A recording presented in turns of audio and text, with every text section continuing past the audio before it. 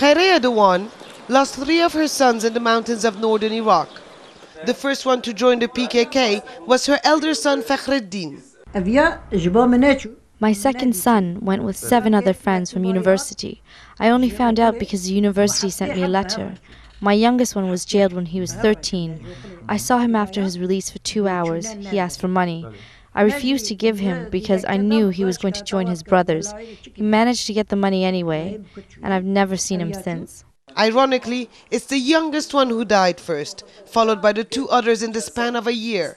She only recovered the body of one of them. The 3 brothers grew up in this neighborhood. This is the perfect breeding ground for the PKK. But beside the poverty, it's really that feeling that as a Kurd you have less chances in life that pushed them to join the guerrilla movement. Khaireya says her children grew up seeing injustice. Her elder son trained to be an Air Force pilot, but she says never got a chance to fulfill his dream because he was a Kurd. It's an argument that Ahmed Buyurbeksh refutes. His son is a Turkish military commando. He's just been deployed to join the current offensive in northern Iraq. Although a Kurd, he's a staunch supporter of the Turkish state. If my son joined the PKK, I would shoot him in the head. Turks and Kurds are like flesh and blood, you can't separate them. But the state should invest more in this region so the youth stop joining the PKK. Ahmed's younger brother, also a soldier, was ambushed and killed by PKK fighters. He now runs an association for families of Turkish soldiers who died at the hands of the Kurdish rebels. Since the death of her sons, Khaireya has been campaigning for the mothers of deceased PKK fighters.